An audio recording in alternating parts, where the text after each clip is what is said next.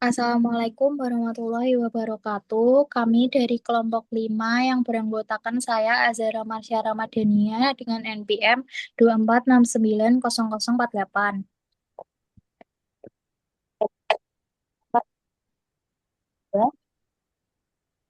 Saya Dina Ayu Kusrianingrum dengan NPM 2469019. Di sini kami ingin mereview jurnal yang berjudul Pengaruh Konsentrasi Ragi dan Proofing pada Pembuatan Adonan Roti karya Nuraryani.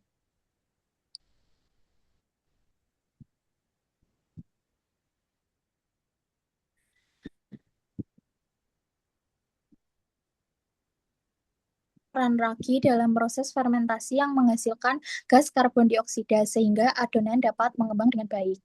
Tujuannya yaitu untuk mengetahui pengaruh konsentrasi ragi dan lama waktu proofing terhadap peningkatan volume adonan roti. Selanjutnya ada metode. Penelitian ini menggunakan rancangan acak lengkap dengan dua faktor perlakuan, yaitu konsentrasi ragi dan waktu proofing. Konsentrasi ragi yang digunakan terdiri atas 0,8%, 1%, dan 2%. Sedangkan waktu proofing terdiri atas 20 menit, 60 menit, 40 menit, 80 menit, 100 menit, dan 120 menit. Bahan yang digunakan meliputi tepung terigu, ragi, dan air.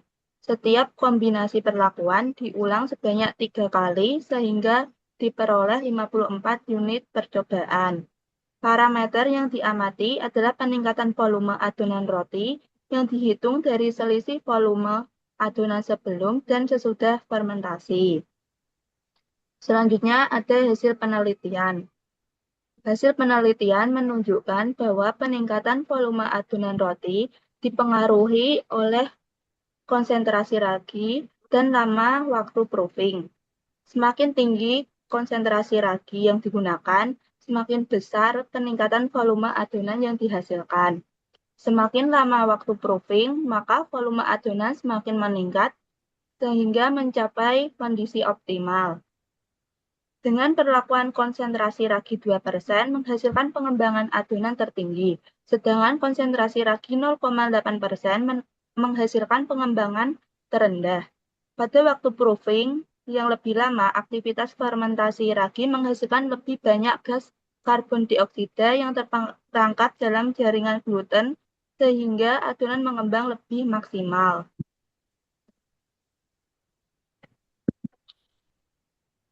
Oke, selanjutnya ada pembahasan. Berdasarkan hasil dari penelitian tadi, semakin tinggi konsentrasi ragi dan semakin lama waktu proofing, maka volume adonan roti akan semakin meningkat. Hal ini karena ragi menghasilkan gas karbon dioksida selama proses fermentasi yang terperangkap dalam jaringan gluten sehingga adonan dapat mengembang dengan baik. Namun, pada menit ke 120, adonan telah mencapai final proofing sehingga peningkatan volume tidak lagi signifikan.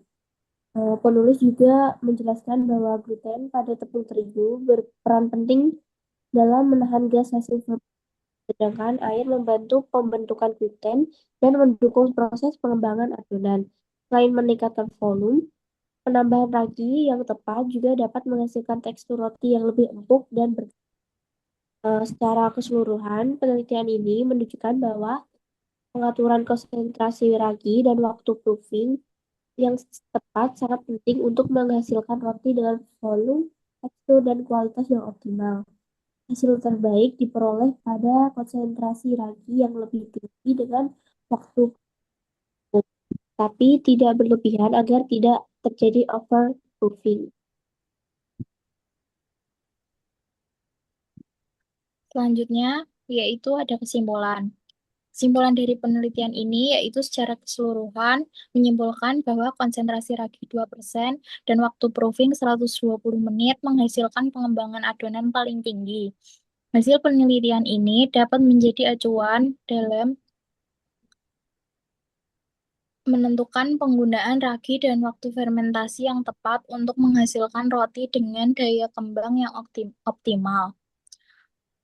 Untuk saran, yaitu penelitian selanjutnya bisa menambahkan variasi jenis tepung, jenis ragi, serta melakukan uji organoleptik pada produk roti yang dihasilkan. Sekian presentasi dari kelompok kami. Jika ada salah kata, mohon dimaafkan. Wassalamualaikum warahmatullahi wabarakatuh.